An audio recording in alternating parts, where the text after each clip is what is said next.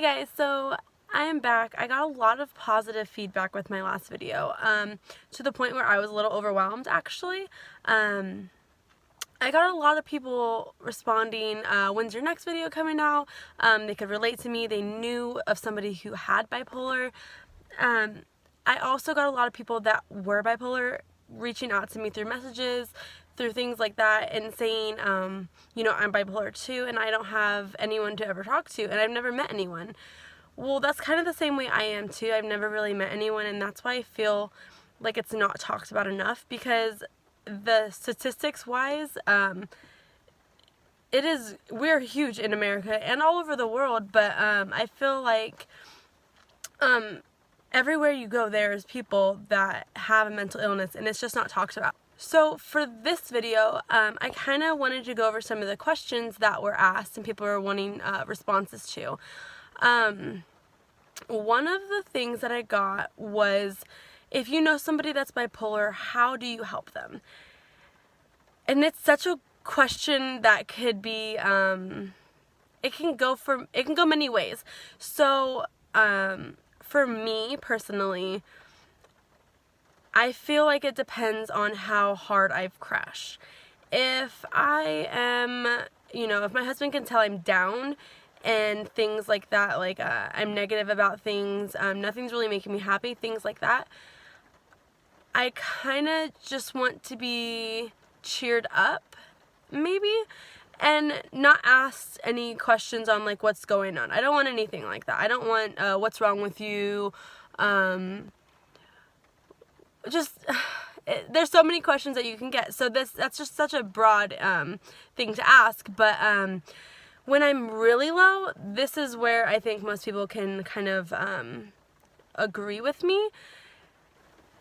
When I'm really low, I don't want much talk, unless I'm in the middle of a panic attack or I'm just in a frenzy, like I'm freaking out. I don't need much talk. All I really want is like, hey, Sierra, I'm here for you when you're ready. When you need me, like, I'm here. And I just want that reassurance of like someone going out of their way to make it known that they're there for me. And when there's the questions like, what's going on? How can I help you? What do you need? I don't know what I need. I just know that, like, when I think of something, I want to know that this person offered. I want to know that this person said, hey, I got you. And a lot of the time people will be like, well, what do you need? And then it kind of makes you feel like pressured, and it makes you feel like, I don't know what I need. Why, like, something must be wrong with me because I don't even know what kind of help I need. And so things like that. And other people may need more sympathy. They may need more compassion, and maybe even like physical touch. They may need hugs. They may need, you know, I don't know, I just, like a spouse, I just, like, can you just hold me for right now? I maybe could get like that, but I'm not much of a physical person, so in my mind, I just want someone to give me their words and tell me that they're willing to do any action that I may think of at the time that I need. So that's kind of one of those questions that if you know somebody that's bipolar and you see that they're having a hard time, or someone that's depression, just kind of, maybe until you know what's going on with them, make sure that they know that you are willing to help. But maybe don't give them what you want to help with. Just say whatever you need, like, come to me and let me know. I'm 100% like willing to help you with anything. And that's kind of just all that there is to that question. And then another question that I got was, or someone said, is, can I talk about bipolar with relationships? And I kind of can and I kind of can't. So my first thing is that I have been married for 5 years, a little over 5 years now. I have kids, and I went into the marriage with kids. So we've been kind of backwards. So we're learning as we're going, and at the time when I got married, my husband knew that I was bipolar. My dad let him know. And at that time, I wasn't struggling as much. I didn't have much stressful things, I guess. So my symptoms weren't really peaking. Now, over the last couple years, they are. Life is stressful as a mom. Life is stressful when you're learning to grow with someone that you're going to be with for the rest of your life. So as far as relationships and bipolar, What I can say is, if you have bipolar and you're in a relationship or you have depression, for me, I want to give my husband a pass. Like, I want to say, like, leave me. I want to free all burden because I feel guilty for the amount of help that I need. And so I typically will say, like, you know, you can just leave. Like, you don't need to deal with this. You'll be so much better off without me. Things like that. And some people may, you know, as on the other end, they may need that. They may not be able to handle and give the support that we need. And so that's another topic. But for someone who has bipolar, if you have bipolar, don't do that. Don't give them that option, because most of the time they want what's best for us. They love us and they care for us, and it's hard to, you know, it's true, you know, maybe they would have, you know, they wouldn't deal with this if they were in a relationship with somebody else or if they weren't with you. But they're with you and they signed up for that, and that is whether you got diagnosed while you're married, whether you get diagnosed beforehand, it doesn't matter. You literally signed a contract saying, like, this is it. And so I know I need to work on it. I can go to my husband and be like, you know, just you're better off without. And that's not the case. You guys are a team and we have to work together. I think the spouses that do the research, if you are a spouse of somebody with bipolar, do your research. The web is filled. Like, I have it and I'm still, like, researching constantly what else goes with my sickness, what else goes with this problem that I have.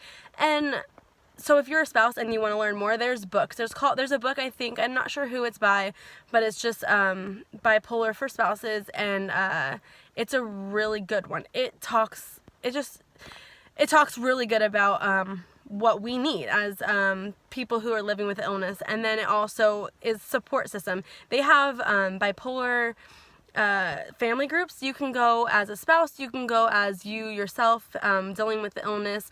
There's groups for, you know, just family members, families, loved ones, and you don't know how to handle it. They have support groups. Just get on the web, do your research, learn about it, because if you know about this, you can help way more than somebody who is uneducated about it. And so if you are dealing with it as a spouse, I would say you need patience. You need a lot of patience to deal with the ups and the downs, because when we can think about things logically, but our mind is going so fast sometimes. Like, when it becomes overwhelming, we're just I say we as in, you know, people who deal with illnesses, and it sounds stereotypical, but it just is what it is. And we tend to not know how to help ourselves at that point. And if you can just have patience and you can step back and you can kind of let us go, you know, just like I said in the beginning, say, I'm here for you when you need me. Let me know what you need. And if you can just do that, and then know what triggers your partner, know what triggers your loved one, that makes them irritable or makes them sad and things like that.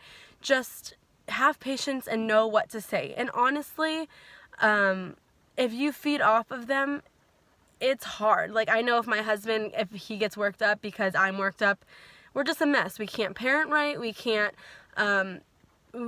think for ourselves. We're not being a good team. And so sometimes with the illness, I can't think patience. Patience isn't something. Everything is so serious, and it feels now. There's no perception on time. And so everything is now. The intensity is rough. And if my husband can just step back and say, like, let me hear it, and then let me just take those moments to kind of deal with it. And then when I figured out what I need, I go to him and problem solves. And that's seriously key to it. There's no other word to deal with a spouse or a loved one or something like that than patience. And there's not much, you know, the books, doing your research, way more advice than I can give.